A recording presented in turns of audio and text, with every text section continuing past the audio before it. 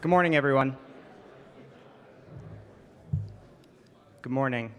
Welcome to Tesla's 2014 Annual Shareholder Meeting. We're really glad that you could be here with us today. My name is Todd Marin. I'm Tesla's Deputy General Counsel. Momentarily, we'll be welcoming Elon Musk, our co-founder, CEO, and chairman, to the stage. I would now like to introduce our board, who's sitting up in the front. We also have our CFO, Deepak Ahuja, and our Vice President of Investor Relations, Jeff Evanson. We also have representatives here from our independent auditor, PricewaterhouseCoopers. There are two parts to today's meeting. First, we'll have the formal part of the meeting.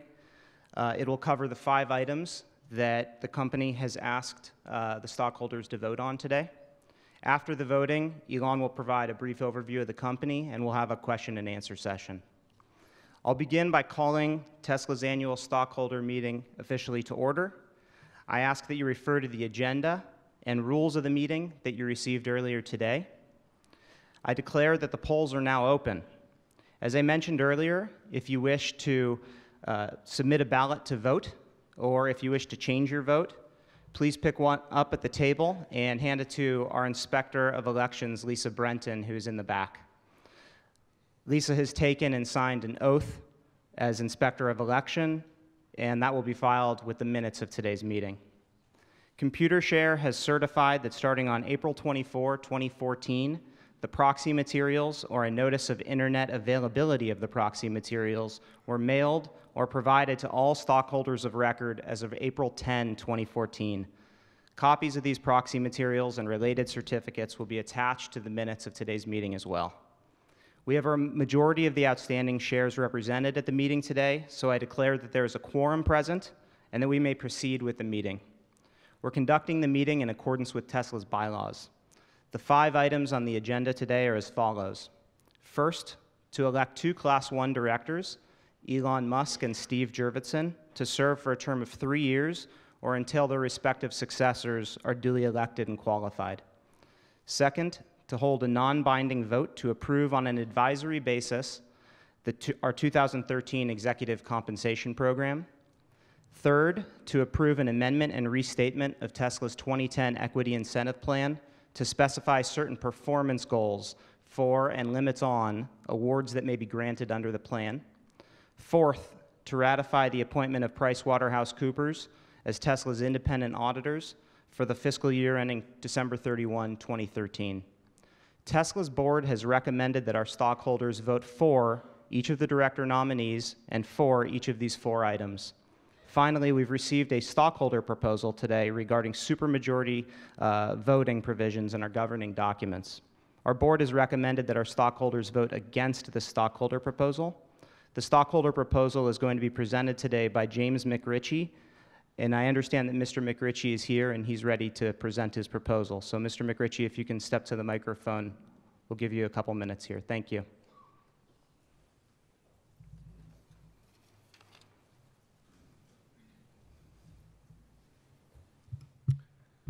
Yeah, thank you very much. First, I want to say that I'm excited to be a share owner of Tesla. Our company's shown that combating climate change can be more exciting than contributing to it. It's the best car ever tested by Consumer Reports, and with the recently announced EPA power plant reductions, our cars will be even cleaner. Tesla's a great company, but even great companies can be improved. I'd like our corporate governance standards to someday match our engineering standards. That's why I propose to eliminate Tesla's supermajority voting requirements. And I think that doing so will help us to attract more institutional share owners. I'm not alone in my opposition to supermajority requirements. Many see them as an impediment to good governance. For example, the Council of Institutional Investors, whose members have over $3 trillion in invested assets, includes the following in their policies on corporate governance concerning voting requirements. A majority vote of common shares outstanding should be sufficient to amend company bylaws or to take other action that requires or receives a share owner vote. Supermajority votes should not be required. Thank you. and I ask for your aye vote. Thank you, Mr. McRitchie. I would like to remind our stockholders that Tesla's board has prepared a statement in opposition to Mr. McRitchie's statement, and that's found in our proxy statement. They've again recommended that you vote against that proposal. Before we finish the meeting, the formal part of the meeting, I would just ask, are there any proxies remaining in the audience that have not been submitted? So if you could please find Lisa, or Lisa, if you could come gather the remaining proxies. We'll just wait for them to be handed in. Thank you.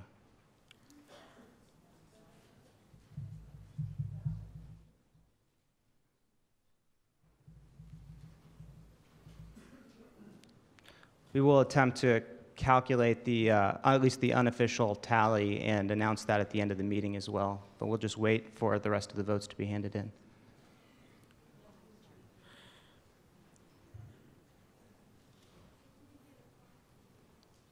Just one more over here.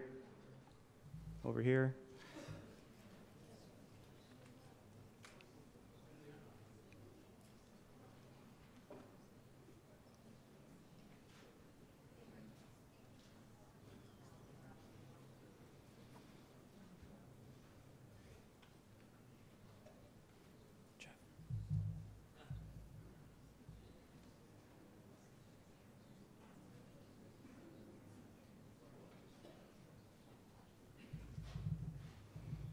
Anyone else? One more over here.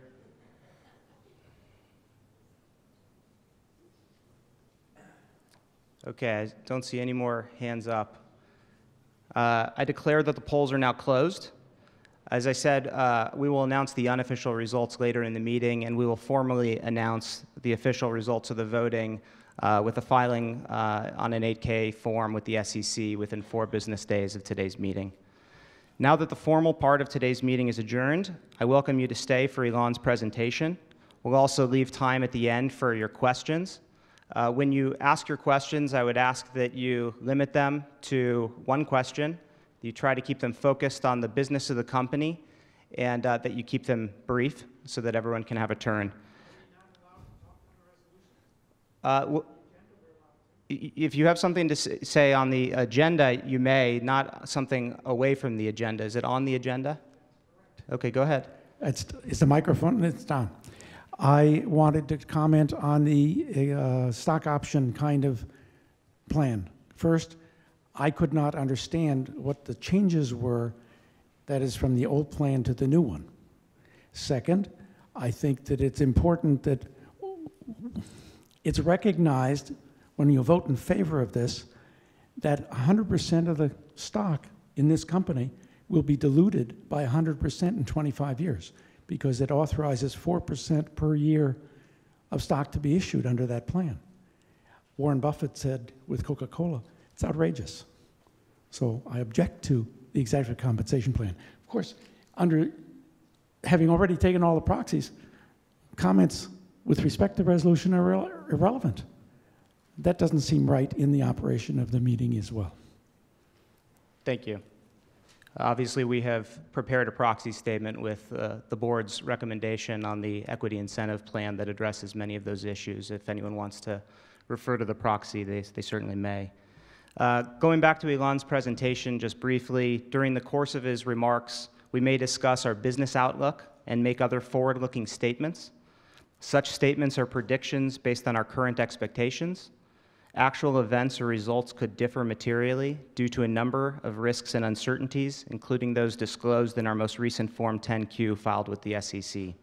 Such forward-looking statements represent our views as of today, should not be relied on thereafter, and we may disclaim any obligation to update them after today. So with that, please welcome Elon Musk.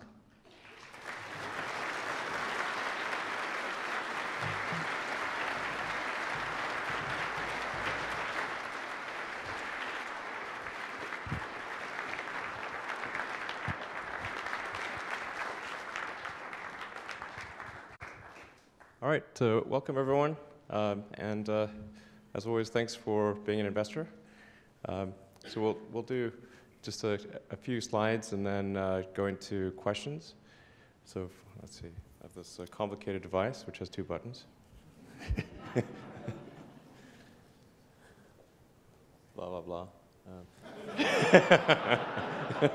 Something.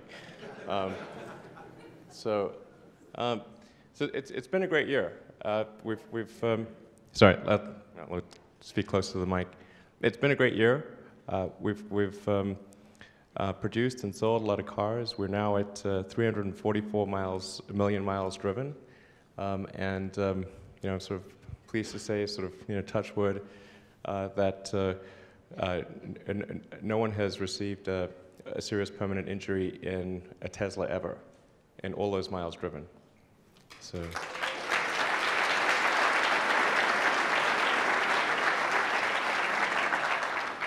And I mean, that is certainly one of our proudest accomplishments. And there have been some pretty crazy crashes, I should say, as well. We've had a guy, in fact, things that I wasn't sure that really it would work out so well. I mean, there's a guy that drove through 2 concrete walls at 110 miles an hour. I always used to say, well, I think the car is really safe unless you drive it off a cliff, and then somebody drove it off a cliff. Fine. So that's looking good. We've got 126 locations around the world, from China to Norway. Service centers, lots of superchargers. We're actually trying to accelerate the rollout of superchargers even more. In fact, by the end of this year, we'll probably have doubled that number of superchargers. So there's a huge number of supercharger locations in process. And for Tesla, we have to come up with the whole solution, so you have a really great driving experience, all the way from when you think about buying the car to receiving it, driving it, servicing, the whole works, and then of course charging it. So I think it's important when you create a product to think of like, well, at a high level, what is someone trying to achieve? And obviously with a car, they need to go from one place to another, and so we want that whole experience to be as positive as possible, and we really want people to love their car. In fact, my goal is that people like the Model S more than their house. So, I think that is actually the case in some situations. There just aren't that many products that really give people joy, and would like to be one of those products. And I'm pretty excited about some of the software that's coming out later this year that'll be provided to all Model S owners. That's really going to personalize the car a lot more. I mean, there's ranging from the highly functional to the, not that functional. Like there's the, you'll be able to name your car, and it'll show up in the mobile app as that name. So I've found her 2, and it's Old Faithful. And then there's going to be a lot of customization where the car kind of learns your behavior, and it just automatically adjusts to what you want. So things like traffic-based directions and calendar integration, and anticipating where you're going, alerting you if there's traffic along the way, and an alternate route may be better, that kind of thing. So we expect to have that rolling out fairly soon. So yeah, I mentioned the navigation enhancements. In particular, traffic optimized directions, I think, is really important. So what we're doing is similar to maybe what you've experienced with Waze, where you have the cars operating collaboratively as a network, sort of a crowdsourced intelligence as to the traffic information. So as the number of Model S's in a neighborhood increases, the quality of the traffic will actually improve quite considerably. And we're also bringing in multiple other data sources. So there's something like 20 million other data sources, but with priority given to the Model S as a data source. So in places like the Bay Area Peninsula, it should be pretty great. or West LA, and But as the Teslas increase, that's going to get better and better. Yeah, and then we've also introduced a number of hardware improvements over the past year. A lot of subtle things, but there are important number of areas like power folding mirrors, the parking sensors, and then of course the sort of underbody shields, which I mean aren't really necessary, but it's sort of it's really helpful to know that you can drive over a concrete block and be okay.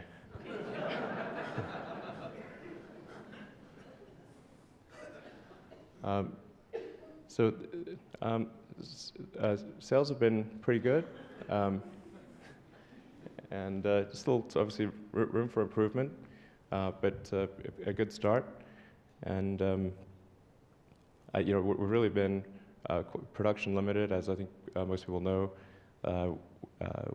with the biggest constraint being supply of the battery cells, and that constraint is sort of gradually alleviated over the course of this year and then next.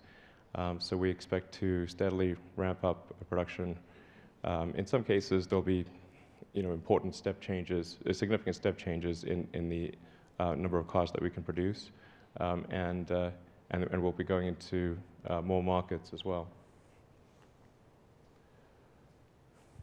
So this is kind of where we started out. Obviously, not in a good place with respect to gross margin, but then ultimately ending up with a pretty good gross margin per car sold.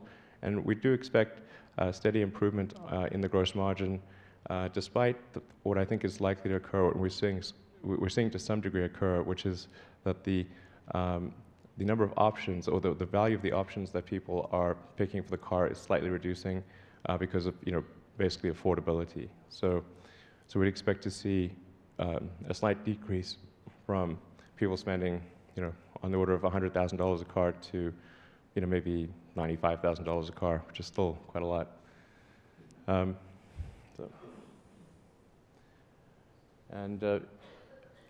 So we've expanded to some very significant markets recently. Sorry, I'll talk later. I was over in China, and we have very good reception there. There's a lot of interest in the car, so we're making significant investments in service centers and superchargers in China in order to meet the demand. In fact, our biggest constraint really is how fast can we open the service centers and install superchargers and make sure any local charging issues are solved.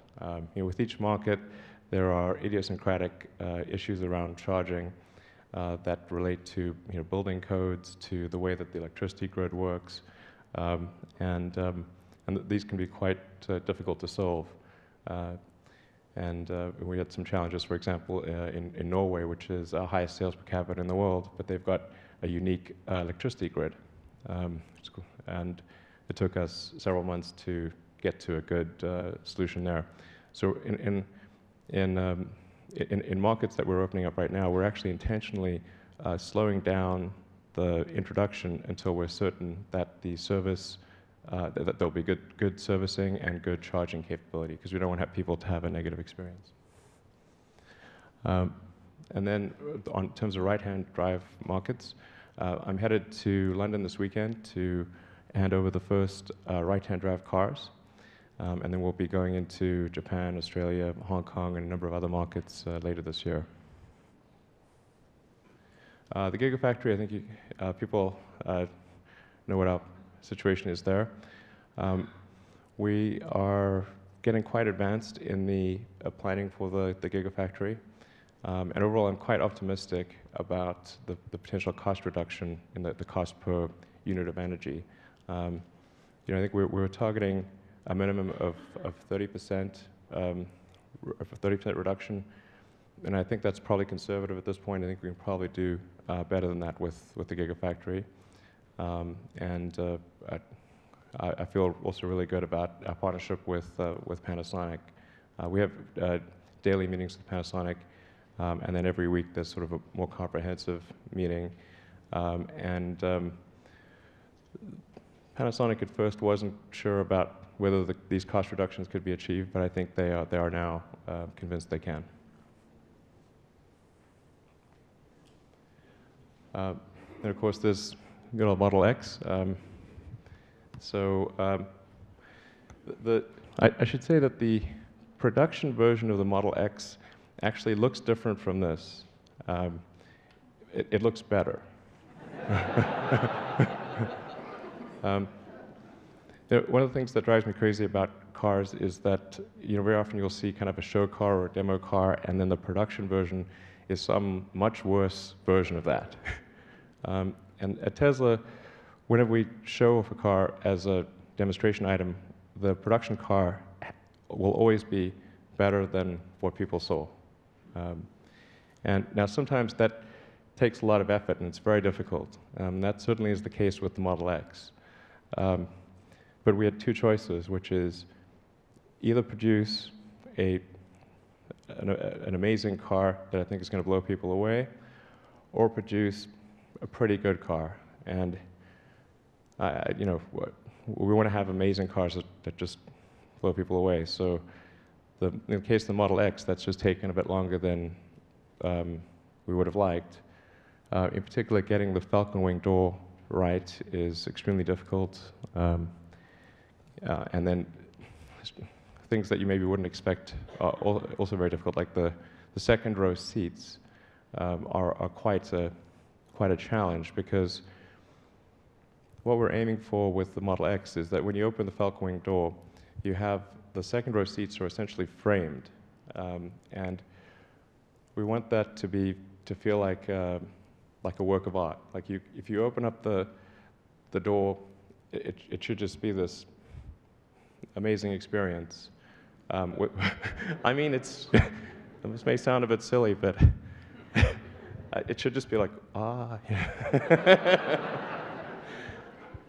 and then the seat. I mean, it's just a seat, but we want the seat to feel like a work of art, like something you could have in a museum. Anyway, that's what we're going for with the Model X, and it's bloody hard. There. And of course, it'll have a dual motor all-wheel drive, and then we expect to start to reach volume production in the second quarter next year. And then, Tesla's always been, the grand strategy of Tesla has always been a three-step process, where step one was a low-volume, high-priced car with the Roadster. Then we've got mid-volume, mid to high-priced car with the Model S. And then generation 3 being the high-volume, lower-cost car. And with Gen 3, with our third car, we're expecting that to be about a $35,000 car with a range in excess of 200 miles. But I should say that $35,000 may not sound all that affordable, but when you consider the savings from use of electricity versus gasoline, in the US, that translates effectively to like a gasoline car of about maybe $28,000, or in Europe, a gasoline car of about $22,000 to $24,000. So actually, the affordability of it should be quite high, and very optimistic about that. And we're going to try to make that third generation car happen as soon as we possibly can. Obviously, the Gigafactory is a precursor to the creation of that car, or the volume production of that car. So we're going to make sure that the Gigafactory and the tooling and development of that Gen 3 car move in sync to market release in hopefully sort of the late 2016 timeframe. Then we completed our coast-to-coast connection with the superchargers. So you can travel to from LA to New York via an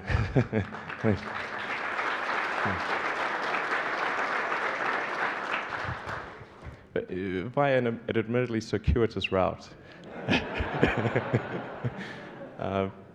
And actually, I don't think we did a good job of explaining to the media, like, well, why is this weird route that way? And it's because it was originally the route that I was going to take my family on a road trip.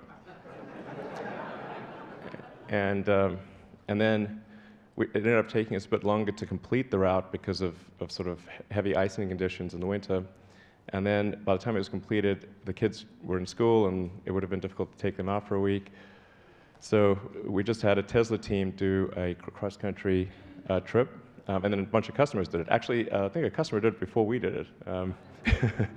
Yeah, but we set sort of Guinness Book of World Record for the fastest trip from LA to New York in an electric car.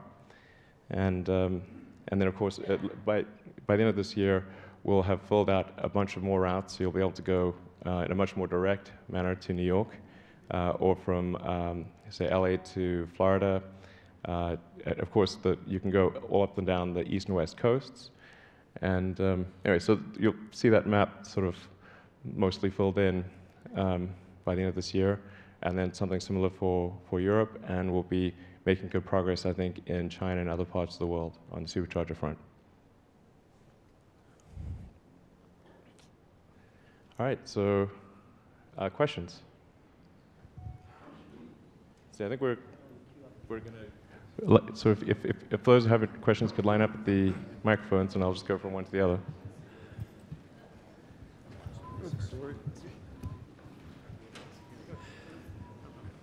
No, it's okay. Jeff, do you want to start? It's not on. Okay. Go ahead.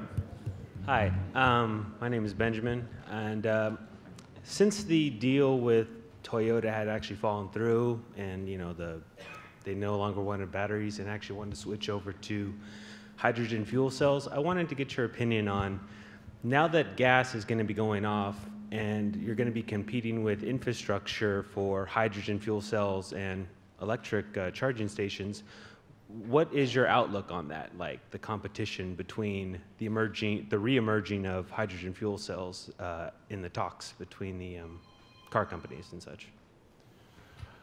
Yeah, so first of all, I should say talks with Toyota didn't really fall through. It's just, we were sort of coming to the end of the electric RAV4 program, and Toyota was interested in doing sort of a high volume deal for battery packs and powertrains, but we're just not in a position to be able to supply them. So until we alleviate the cell supply constraint, it's not really possible for us to do a high volume deal. So what we agreed with Toyota to do was to just sort of put things on hold for now and circle back maybe in a year or two once we alleviate the cell supply constraint. Because otherwise we're simply just moving, one car from, say, Tesla to Toyota, and it's not really accomplishing anything. So that's why we're so gung-ho on the Gigafactory, is we've got to get that done in order to ensure that there's enough lithium-ion supply in the world. As people probably know, I'm not the biggest fan of fuel cells. I usually call them fool cells. And I mean, I think like a good rule of thumb for any storage technology would be to sort of say, well, let's consider some very high value situations where electric energy storage is extremely important and gives a product a great advantage. You can say, well, let's think of like cell phones. Like a cell phone that lasts longer is a key strategic advantage. Gee, nobody's using fuel cells there. Well, okay, what about something really expensive? How about a $200 million satellite? Oh, wow, nobody's using fuel cells there either. Huh. Okay, case closed. Thank you. Okay. Hello, my remarks are for you, Mr. Musk, and also for Dr. Jérôme Guillen. And just to remind you that in the developed countries, we have a lot of women who would like to buy Teslas, but they need to be a little bit more women favorable. Those of us who have sufficient buying power are generally not the younger, but the sort of older generation, and we're not as tall as the men or as the younger generation. So we have a little bit of difficulty getting to the pedals, and also being higher on the seats. Okay. So my remarks to you, Mr. Musk and Dr. Guillen, who is like the godfather of the Model S, is to make it a little bit more friendly to the women. Because after all,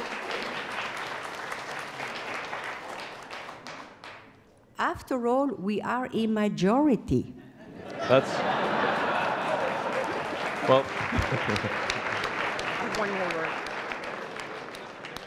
And finally, I would like to say that whoever has a car, they should say yum when they approach the car. And the Teslas are definitely yum, yum, yum. Thank you. well, thank you. You have a good point. Thank you. It's, I should say we are, with the Model X, we're certainly paying more attention to the needs of women in the Model X.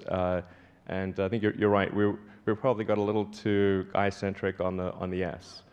So we're hoping to correct that with the X. So. Hello, Mr. Musk. My name is Russell Kinsella, and I'm a satisfied shareholder. My question today is actually about the non-trivial matter of the merchandise Tesla sells in its stores, which also function more or less as a uniform for the Tesla product specialists. Right. I just wanted to know if there was any consideration to improve or update these as a way to bring them in line with the Tesla brand. Thank you. Yes, I think a good point indeed that we are planning to do that. Yeah, thank you. You know, you're right. You're right. Satoshi Musa from LA.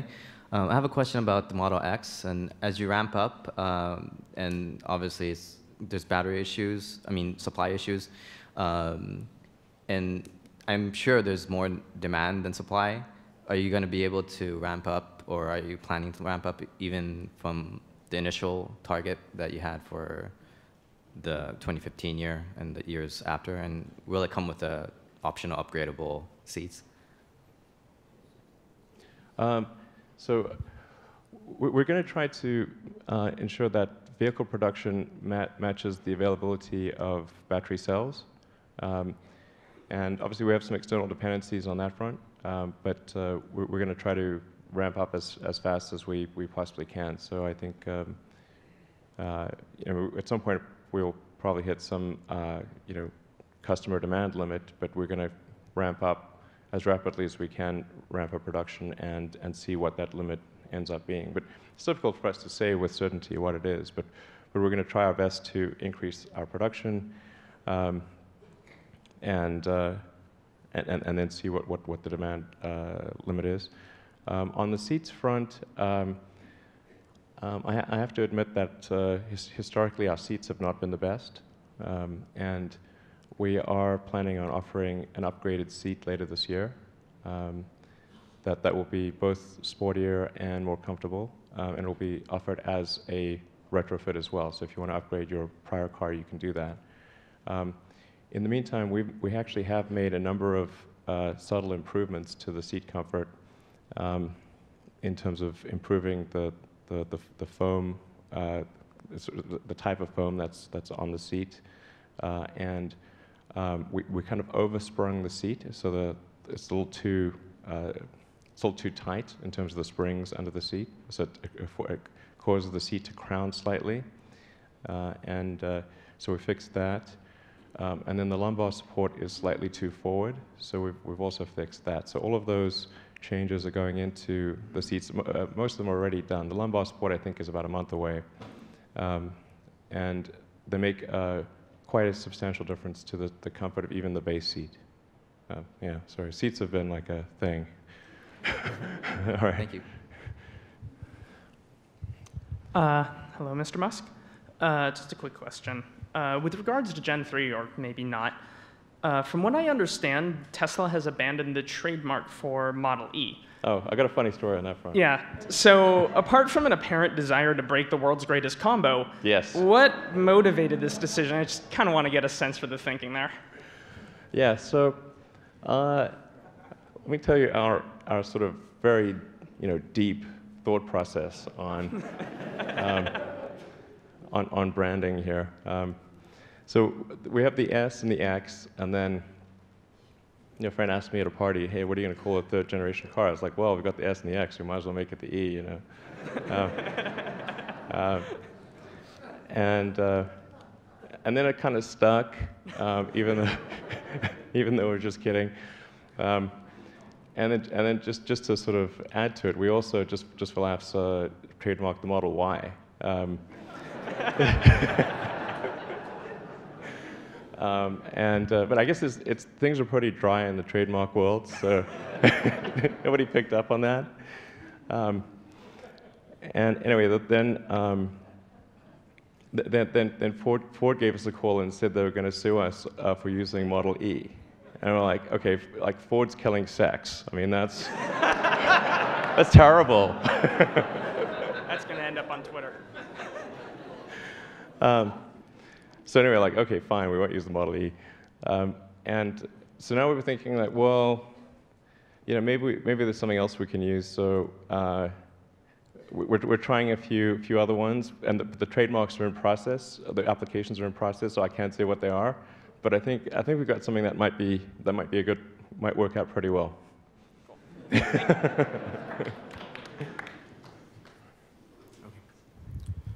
Hi, Roy Philippos, philosopher and entrepreneur from Philadelphia, Tesla shareholder.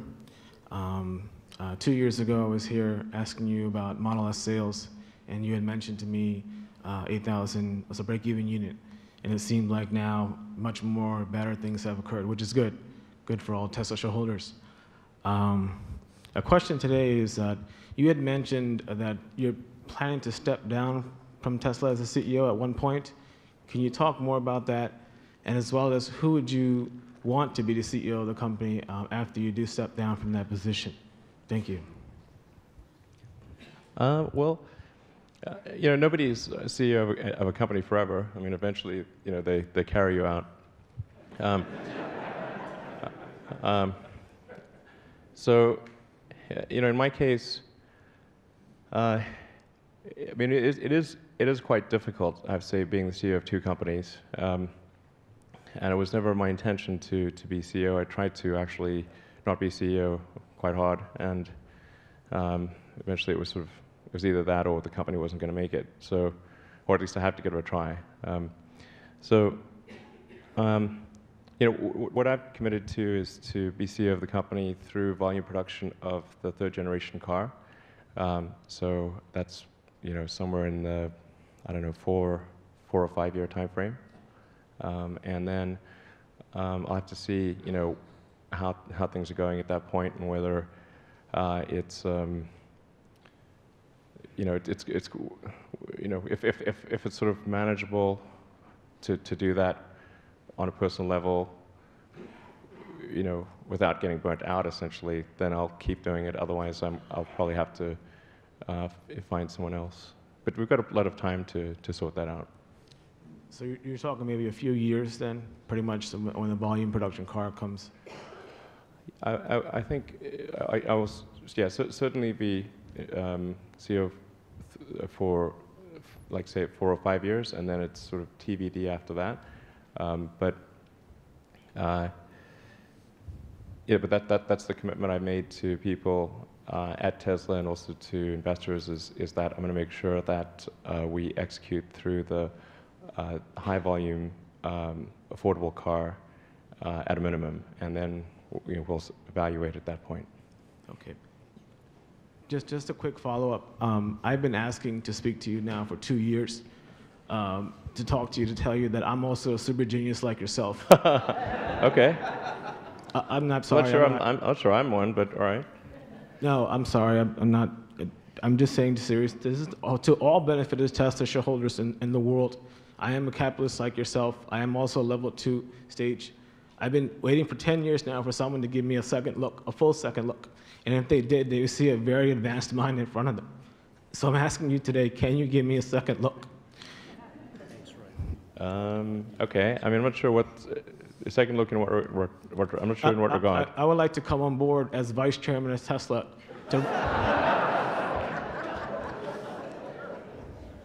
Well, we don't really have a vice chairman spot, but yeah, I mean, I think that's you know, yeah, I don't think so. I'd have to say no. I'm sorry. I'm sorry. I can also apply for a future CEO position, but I would at least I would like to come on the board of directors. I apologize. Is it to the benefit of Tesla shareholders? I think we need to move on to another question. My apologies. I apologize. Thank you for your time. All right. Hello, Mr. Musk. I know that your long-term goal is, rather than just to sell Teslas, but to accelerate the electric vehicle market around the world. And it seems like no one's really matching what we're doing at Tesla with the supercharger network as far as rapid charging and battery swapping of high-energy batteries.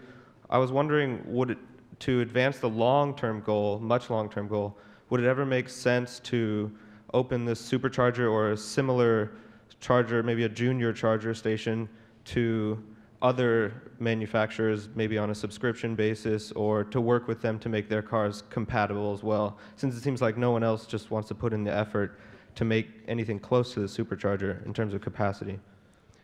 Yeah, so the intent with the superchargers is not to create some sort of walled garden or anything. We're actually happy to have other manufacturers use the superchargers. They just need to create electric cars that can accept the energy level or the power level of a supercharger. So the superchargers, the current generation of superchargers put out 135 kilowatts, and we're planning to go up from there. But there's no other electric car that can accept anything close to 135 kilowatts. We're more than happy to have other manufacturers do this, and I've said this publicly on a few occasions. No one's approached us and said, well, they'd like to use it, but we're happy to have them do so. They would just have to contribute to the capital cost. So we'll figure out, okay, well, what percentage of the time are their cars using the supercharger network, and then they can make a contribution proportionate to their customer usage of the supercharger network. We're very open to such a thing. Thank you. Mr. Musk, I'm from Los Angeles, and I would like to buy a rally jacket of the team that went to New York. Okay. And you don't sell it. I All right, well, recommend, we should. following the comment of somebody else about redesigning the Tesla accessories, that be an accessory. But certainly most of the people who were there with me watching the guys get started, wow, how do we get that? And it's not available. But the real issue I am raising today is the superchargers are unique and placed individually. How about putting them on a metal platform on a flatbed and dropping them in place, and it's done, instead of all the construction you do? Cookie cutter prefab. I invite you to think about it. It may cut cost and speed in delivery. Okay, thanks. Hi, Mr. Musk. I'm Ben Clark. I'm a huge fan, happy shareholder, happy Model S owner, hopeful future occupant of Mars. So I'm very thankful for the time that you give around the world and kind of regularly answering these questions and talking to the public. It's a huge benefit to a lot of current and future engineers and innovators and entrepreneurs. I've heard you talk a lot about your desire to accelerate the advent of electric vehicles. I get the sense that you'd be extremely happy if all the major competitors came out tomorrow and announced long-range electric vehicles that had great styling and performance and low cost. Yeah, absolutely.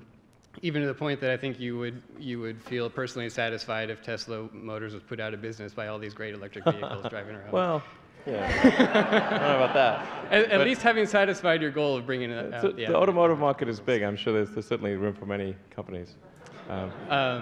So I'm just kind of curious, how do you balance your desire to bring the advent of electric vehicles and wanting your competitors to have these great vehicles that are benefiting the world with your kind of fiduciary responsibility of maximizing shareholder value? And if you can give any examples kind of how you make those trade-offs and what future decisions you might anticipate. Yeah, that's a good question. I mean, it is surprising that there hasn't been more activity from other car companies to make serious electric vehicles. I mean, thus far, what we've seen is really, the number of electric cars they make is the minimum required to satisfy regulations. And then when those regulations are order down, then they reduce or eliminate the electric vehicle program. So it's it's surprising, and I sort of really was hoping that other car companies would engage in more serious electric car programs. And I'm trying to think of ways to help that along. That would be a good outcome. I mean, I don't think, I don't think their success is necessarily to Tesla's detriment, because ultimately we need all cars to go electric, and the car market is enormous. I mean, there's 100 million new cars made a year, and there's an existing fleet of roughly 2 billion cars. So even if all cars were electric immediately, all new cars produced, it would take 20 years to replace the fleet. And if you look at the sort of puny number of cars that Tesla makes, we're at 22,500 last year. Maybe we'll do sort of 35 this year. It's a big percentage increase, but it's a very tiny percentage of the overall market. And we've got a long way to go just to get next to the decimal point in terms of market share. We're like 1-0 over.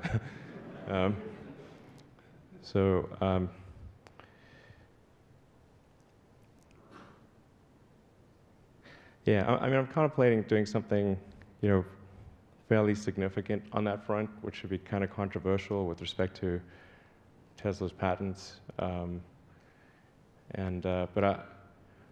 I would probably want to write something so I can articulate it properly and explain the reasoning for the decision. Okay. Yeah, thanks. Hello, my name's David. I'm a shareholder. I have a question relating to batteries.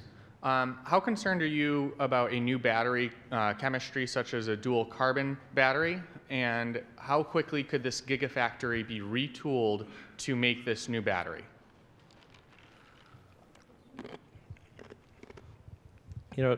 It's rare that a day goes by when there's not some new battery chemistry that is announced. But I should maybe give people a good filter for assessing any new battery chemistry in terms of its potential. The key metric is energy density, so energy per unit mass or volume. This is different from power density. Power density is the rate at which you can extract energy. Energy is like is the total amount you have in there. Energy defines your range, and power defines your acceleration and charge rate. The problem with something like the dual carbon approach is that the energy density is very low. It's only about maybe 20% of our current cell energy density. So, now the power density is very high. You can charge it, quickly, but we don't have a constraint on power. The Model S really has a lot of power, so range and really the cost per unit energy. Those are the two things that are important. Now something like the dual carbon is actually okay in terms of the cost per unit energy, but it really fails hard on the energy density. There are potential breakthroughs out there, but we have yet to see even a single example in our lab of a cell working at the laboratory level that is better than the one that we have or the ones that we expect to come out with. And so my response always when I hear about electrochemical breakthroughs is, please send us a sample cell. That usually, that has always has resulted in nothing happening. Thank you. So. Hi, Mr. Marks. I'm Kevin Wang. My question is related to Model X and the Generation 3. And speaking of the other car manufacturer activity, recently I attended the BMW i3 test drive event. And since I've been greatly spoiled by Model S, I wouldn't, walk away as a i3 buyer. But however, there's one thing impressed me very much is that the tremendous interest from the consumer showing up. So it's kind of a tent event, and then running the test drive all day long, and then hundreds of people kind of sign up. So it just come to me that if Tesla has the Model E or Y ready, they'll be selling like hotcake. But Yes. then, and looking in your roadmap, Model X still have the priority. So I wonder, is it that it take this much time for you to learn how to build Generation 3, or is that any of the resource constraint like battery? Just wondering if you could share some of the rationale in terms of priority. Yeah, I mean, the thing that's important is to have a compelling mass market car. So I mean, I drove the i3, and it's not bad, but the range is very short. Right. It's okay in other respects, but it would be hard to say for most people that you could replace your gasoline car with an i3. I'm not impressed by i3 at all. Yeah. I'm saying that if you have the Model E ready, right, that you could take over the market. Sure.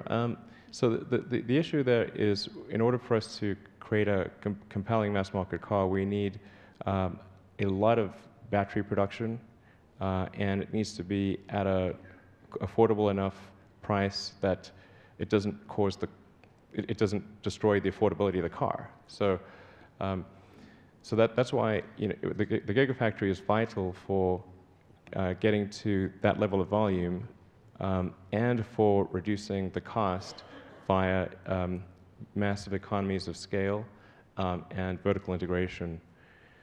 Now, there will be, I should say, technological innovations in the cell as well as the sort of monster economies of scale. But what we're trying to do is dial everything to the maximum to get to that affordable, a compelling electric car. Compelling meaning it's got to be long range as soon as possible. The soonest we can figure out how to do that is sort of the late 2016 timeframe. So that's what we're aiming for. I mean, we could obviously produce a car like the i3, or maybe probably better than i3 right now, but it wouldn't be great. It would be okay, and it wouldn't really, it wouldn't be amazing. Got it. One quick follow-up. So that leads to the Gigafactory, and as I understand you, right now you choose 2 states simultaneously. So at what time frame you will go with the final state? Yeah, so we're probably going to do 2 or maybe 3 states, all the way to creating a foundation and completing the plans and getting approvals and everything. I think it might actually be 3 states that we do it in. So I wouldn't expect that we do a down select for Gigafactory 1 before the end of the year. Great, thank you. I would just like to re-ask my question of how quickly could that new battery chemistry composition, how quickly could the Gigafactory be retooled for that new battery composition? Oh, it would be fairly straightforward for us to change the anode or cathode composition. Okay, thank you. Yeah. In fact, we expect to evolve the anode and cathode. It's not merely what if that happens, we expect that to happen. Hi, Mr. Musk. My name is Bob Ashmore. I'm a shareholder. I'm a Roadster owner and a Model S owner. And I have a question about if you're planning on any upgrades or enhancements to the Roadster, and if not, when I can expect another Roadster-type vehicle. So, yes, we are planning on, I think, a fairly exciting upgrade to the Roadster. I'm hoping we can get it done later this year. I did say it would be this year, and I'm trying to sort of, I mean, yeah, we'll get it done this year. There'll be a cool thing. It's like add straw to back. But we said we'd do it. We're going to do it. So we're going to do something cool with Roadster before the end of this year. And in terms of a next generation Roadster, that's probably, I don't know, 5 years away, something like that, because we've got to get through the X, we've got to get through Gen 3, and then I mean, I suspect we'll probably do multiple vehicles in parallel, multiple developments in parallel, one of which would be a next generation roadster and probably in the 5-year time frame. Can you give me any kind of a hint what this is that's coming this year? Well, I mean, I'd be making it up as I go along, which is not unusual for me. But it'll be, you know, it'll be a cool sports car. Yeah, I mean, it'll be something I think really fun. We'll try to do something unique and special for that. But it's 5 years away, so I wouldn't, you know, it's still far away in Tesla time. Great, thank you very much. Thanks. Hello, Mr. Musk. My name is Yo-Yo. I'm a shareholder and a very proud Tesla reservation holder. For the past year, I've been day trading your stock, and I've finally saved enough money to purchase a P85 fully loaded, and Nice. I'm taking delivery in July. Cool. One of my concerns, one of my concerns for the long term is that S&P has downgraded your stock to a junk rating, to B minus. Technically our debt, not our stock, but yeah.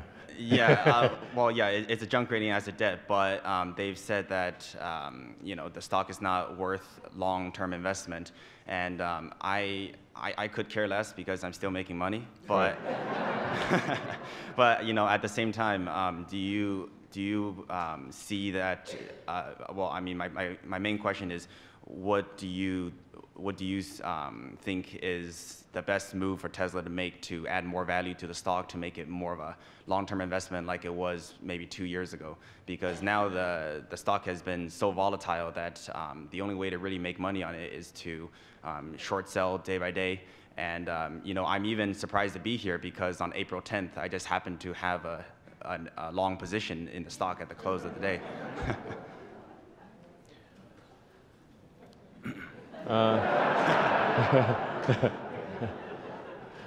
Well, I mean, with respect to S&P's rating, we expected they would probably do something like that because they're rating it from the perspective of a debt holder, which they, you know, for debt. I mean, the way debt is typically looked at is you look at a company's performance in the rearview mirror. So you say, okay, well, what's the historic performance? How many consecutive quarters of profit has Tesla had? Oh, well, none.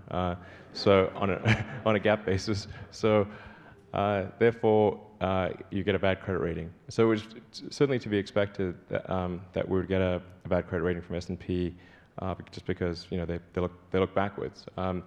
In the equity markets, of course, look forwards and say, well, what is the net present value of future cash flows? What is this company likely to do in the future? And obviously, we get a lot of support on that front from equity holders. And that's why we did a convertible debt offering rather than a pure debt offering, because convertible debt is you know, essentially a forward sale of equity, and so it's valued as an equity offering. You know, as far as, you know, the long-term future of Tesla, I mean, I'd say, you know, I think there's a lot of potential for growth in the stock price in the long term,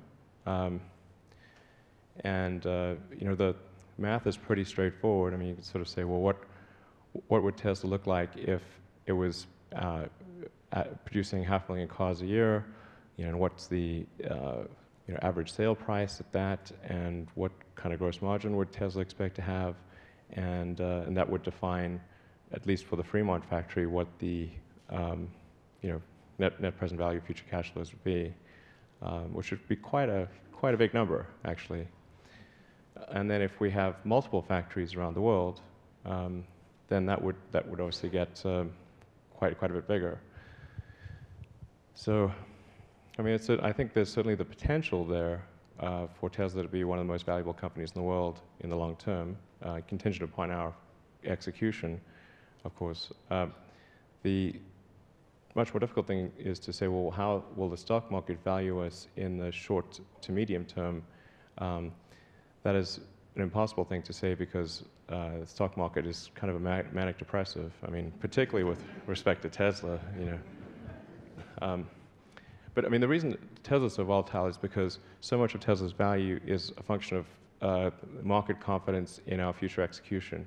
So if something happens that diminishes or increases that, it has a highly leveraged effect on our current stock price. There's nothing we can do about that. I wish it was less volatile, frankly, but that's sort of the way things are right now. So I'd say Tesla's a very good investment for the long term, but it's impossible to say what it is in the short term. Sure, and just one last remark, sorry. I was wondering if, after I get my Tesla and after I drive around for a bit, you'd be willing to come have lunch with me.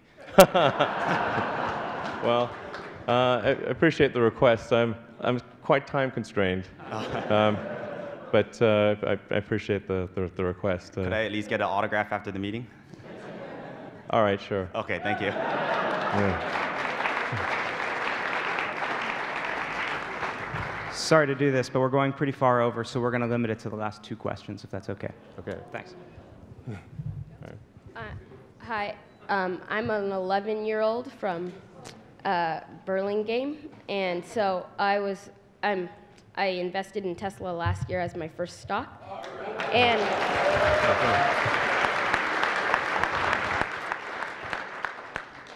I was wondering if I could have a tour of the factory. Absolutely. Just talk to a Tesla person afterwards. We'll make sure it happens. Okay, thank you.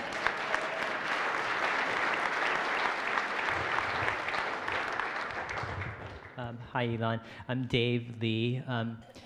I've been an active member at the Tesla Motors Club Investors Group, and we have a lot of discussions about all things Tesla.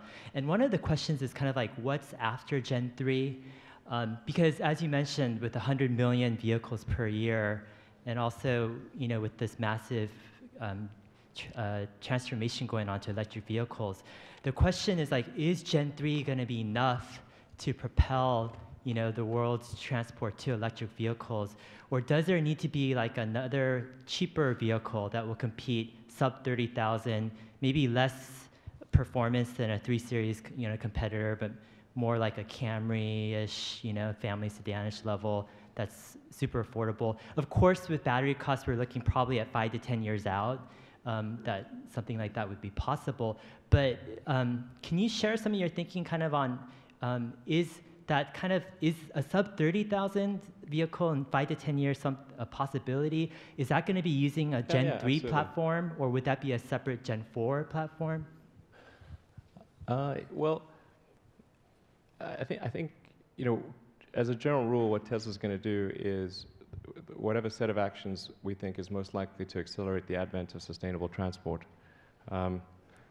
So, clearly that sort of Gen 3 car is kind of the holy grail. It's like it's the thing that's missing, is because there are affordable cars that aren't compelling, electric cars that aren't compelling. There's a Model S, which I think is a compelling car, but it's expensive. So we're really just missing that critical, affordable, compelling electric car. I mean, that I think is going to have a huge impact on, in terms of shifting humanity away from burning fossil fuels. Beyond that, we will take whatever additional steps we can think of to shift transportation to electric. So I think it would make sense, therefore, to go into trucks since they consume a lot of fuel, and probably into something lower cost than Gen 3. But it's hard to say. I think probably. So yeah. Last quick question. What's the Lathrop facility about? I couldn't find any information anywhere about that.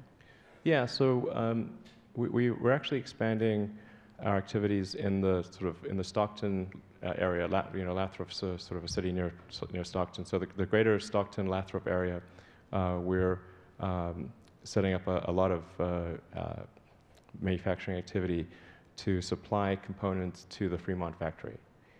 So as we expand production at Fremont and plan to get to the sort of 500,000 unit a year level, we have to move a bunch of manufacturing is done in Fremont to other factories. some of which are our own, some of which are suppliers, because we can't produce at the 500,000 unit level and be as vertically integrated as we are at Fremont. So we expect to do substantial expansion in the Lothrop, Stockton area to supply the Fremont factory. Well, let's just do a couple more questions. Maybe if you can say, well, if you think you've got a question that a lot of shareholders would really want to know the answer to, then I'd like to take your question. Are you highly confident that it's other shareholders are going to want it?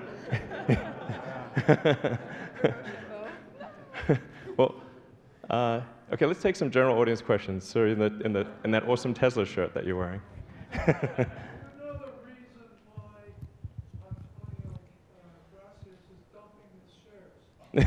He's right sitting.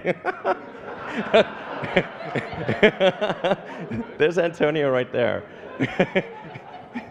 Do you want to answer that? So I'm not dumping my shares. I've sold less than 25% of my fully diluted holdings of the stock. I love the stock, and it's a great company to do well long term.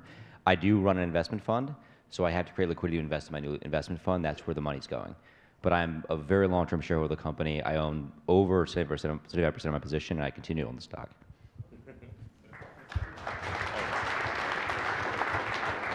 So, all right, look, we're going to give it like 10 minutes. So we'll go here. So you, and then you. Well, Tesla cars by far have the best range on the market, but for a lot of us, it's still not enough. And I'd like to offer you the Tahoe challenge. I live in South Lake Tahoe. Can you drive there in one stop? I come to the Bay Area quite often. And the challenge is getting up those 7,000 feet from sea level to where I live. So the challenge is a car that's affordable that can make the round trip from Tahoe to the Bay Area and back. Okay. Well, I think it'll be a while before that can be done round trip. But I mean, think of it this way: we could produce a car that could do that right now, but the car would be really expensive and have a huge battery. So and probably wouldn't be that useful for most people. But you should expect to see a steady increase in range, the available range in the cars over time. So go ahead. We'll try to make this super snappy and get through a bunch of questions. Hi, I'm Tesla's shareholder from Taiwan. Unfortunately, we can buy the Tesla car in Taiwan now, but there are still many component suppliers of Tesla from Taiwan.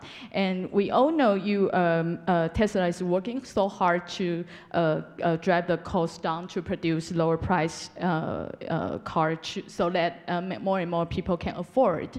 So that's why Tesla is trying to build a new production in China and getting cooperation with Foxconn too. So could you share more details about this? We are increasing our relationship with Foxconn, and I think there's some very promising potential in collaboration with Foxconn. I mean, Tesla will always be a manufacturing company. I think it's important to emphasize, but we do feel, that with potential alliances like Foxconn, we could potentially expand our production faster than would otherwise be the case. So right there, so at the mic, yeah. Where? Do you want me to hold it? Okay. You kind of answered a little bit of this about the supply demand earlier, but it was mentioned that there was some complaints in China about the length of time that it took the customers to receive the car. And as we expand worldwide, I was wondering kind of what is the short-term and long-term goals that Tesla has to alleviate the issue? Yeah, I mean, what we're trying to do in China in particular, and in all markets, is to build out our service and charging infrastructure as fast as possible. I wish we could figure out how to do it faster, but we're going at full tilt, and my instructions to the team are to spend money as fast as possible without being wasteful. So there's no budget, there's no arbitrary restriction. We're trying to go as fast as we possibly can. Yeah. So yeah, that'll. I mean, I think we're going pretty fast, as compared to most car companies. But it's yeah, we're going at top speed. So. Kind of creative solution to like more short-term solutions, like you know, offering like incentives or telling them a little bit, you know, this is the wait time, or how to kind of pacify them a little bit. Demand is not our issue. Yes, demand is not the All issue, right. but like Sorry, go ahead. Occupy Mars, fantastic. Oh. Oh, sorry. And then we'll go, sorry, I didn't realize you had the mic there. Thanks, Elon, for what you're doing for us, both here and in space. My question is, maybe next to EVs, the next transformational thing for cars are autopilot, self-driving type technologies. You mentioned that you're investing in that. Can you give us an update where you are? So I think we're making some really good progress on the autopilot side. And you know, I'm confident that in less than a year, you'll be able to go from highway on-ramp to highway exit without touching any controls. Yeah. Go ahead. You mentioned that the third generation will be more like a mass production and the low-cost vehicle car. I think Nissan Leaf already have something like that around like 20K. So I'm just wondering, in the low-cost and mass production area, what's the competitive advantage of Tesla, and how are you going to pitch in that market? Well, I think the issue is with Leaf is that the range is quite low, so it's not all that competitive compared to gasoline cars of a similar price point, unless you have just very short range needs. The key is to have a long range, affordable car, and you know, I'm hopeful that Tesla will be competitive in that regard. I think we will be, and hopefully Nissan and many other companies are making such cars as well. If they do so before Tesla, I say more power to them. So, just I'm a Model X reservation holder, 6715. Do you think that it's possible to see my car like around July next year? And the other question is on the milliamp hour rating. The current, I think, is 3100 that's being used. Is there any chance we're going to see a bump up in that in time for Model X to like around 4000? I've kind of read somewhere. I'm not sure what you mean by that, but do you mean the milliamp ratings per each individual cell? Oh. About 3100, I think. There are a lot of constraints on the power output of the, so there are a lot of constraints on the power output of the system that are not just driven at the cell level. I mean, right now it's sort of more the current collectors and the like the main contactors and fuses and that kind of thing. So we'd have to sort of upgrade the powertrain more generally to have a significant power output improvement. All right, so, okay, last question, sorry. My name is Ann Blankenship, and I'm a mad sports car enthusiast, and I'd like to know, is there any possibility that Tesla might participate in the Dakar Rally? Because a Model X careening down the dunes of Iquique would be your money shot. Well, I do think that's an awesome race. We have no plans to be involved in any racing activity in at least the short to medium term. I mean, really, our focus is on developing new products and increasing production. And all of the kind of racing stuff is about demand generation. And until we start hitting demand constraints instead of production constraints, it makes sense for us to focus on production. Thank you.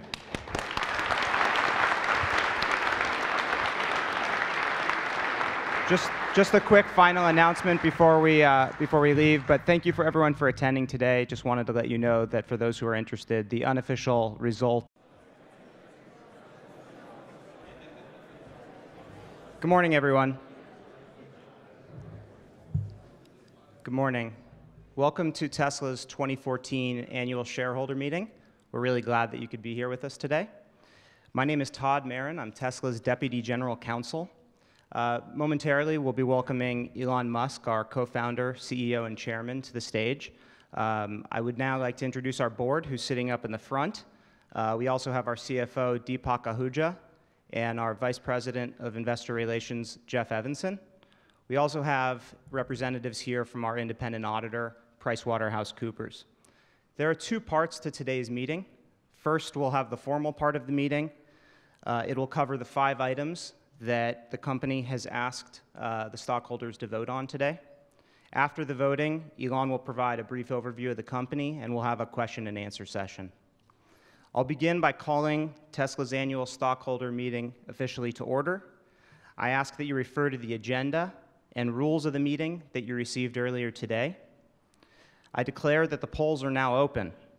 As I mentioned earlier, if you wish to submit a ballot to vote, or if you wish to change your vote, please pick one up at the table and hand it to our Inspector of Elections, Lisa Brenton, who's in the back. Lisa has taken and signed an oath as Inspector of Election, and that will be filed with the minutes of today's meeting. Computershare has certified that starting on April 24, 2014, the proxy materials or a notice of internet availability of the proxy materials were mailed or provided to all stockholders of record as of April 10, 2014. Copies of these proxy materials and related certificates will be attached to the minutes of today's meeting as well. We have a majority of the outstanding shares represented at the meeting today, so I declare that there is a quorum present and that we may proceed with the meeting. We're conducting the meeting in accordance with Tesla's bylaws. The 5 items on the agenda today are as follows. First, to elect 2 Class 1 directors, Elon Musk and Steve Jurvetson, to serve for a term of 3 years or until their respective successors are duly elected and qualified. Second, to hold a non-binding vote to approve on an advisory basis our 2013 executive compensation program. Third, to approve an amendment and restatement of Tesla's 2010 equity incentive plan to specify certain performance goals for and limits on awards that may be granted under the plan. Fourth, to ratify the appointment of PricewaterhouseCoopers as Tesla's independent auditors for the fiscal year ending December 31, 2013. Tesla's board has recommended that our stockholders vote for each of the director nominees and for each of these 4 items. Finally, we've received a stockholder proposal today regarding supermajority voting provisions in our governing documents. Our board has recommended that our stockholders vote against the stockholder proposal. The stockholder proposal is going to be presented today by James McRitchie, and I understand that Mr. McRitchie is here and he's ready to present his proposal. So Mr. McRitchie, if you can step to the microphone, we'll give you a couple minutes here. Thank you.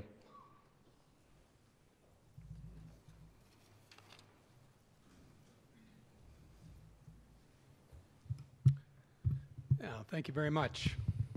First, I want to say that I'm excited to be a share owner of Tesla. Our company's shown that combating climate change can be more exciting than contributing to it. It's the best car ever tested by Consumer Reports, and with the recently announced EPA power plant reductions, our cars will be even cleaner. Tesla is a great company, but even great companies can be improved. I'd like our corporate governance standards to someday match our engineering standards. That's why I propose to eliminate Tesla's supermajority voting requirements. And I think that doing so will help us to attract more institutional share owners. I'm not alone in my opposition to supermajority requirements. Many see them as an impediment to good governance. For example, the Council of Institutional Investors, whose members have over $3 trillion in invested assets, includes the following in their policies on corporate governance concerning voting requirements. A majority vote of common shares outstanding should be sufficient to amend company bylaws or to take other action that requires or receives a share owner vote. Supermajority votes should not be required. Thank you, and I ask for your aye vote. Thank you, Mr. McRitchie. I would like to remind our stockholders that Tesla's board has prepared a statement in opposition to Mr. McRitchie's statement, and that's found in our proxy statement. They've again recommended that you vote against that proposal. Before we finish the meeting, the formal part of the meeting, I would just ask, are there any proxies remaining in the audience that have not been submitted? So if you could please find Lisa, or Lisa, if you could come gather the remaining proxies. We'll just wait for them to be handed in. Thank you.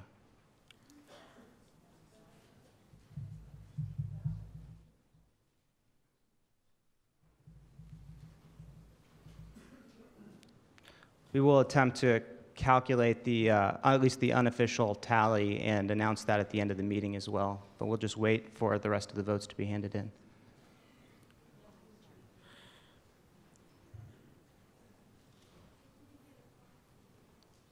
There's one more over here. Over here.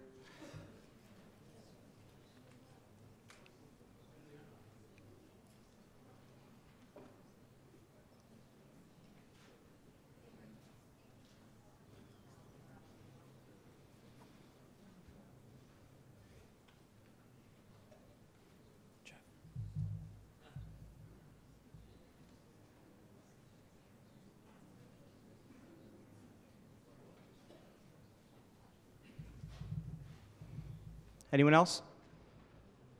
One more over here.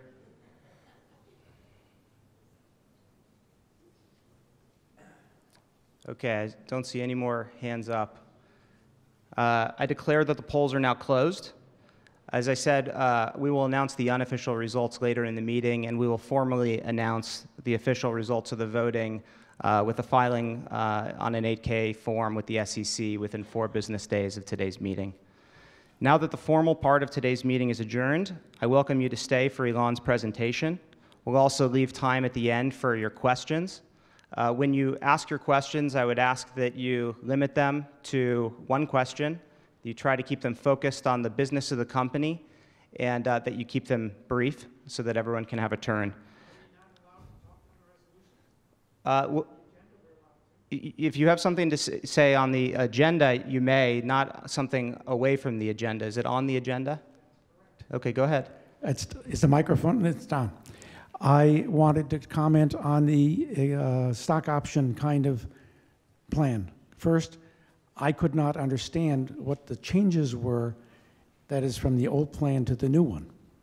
Second, I think that it's important that it's recognized when you vote in favor of this, that 100% of the stock in this company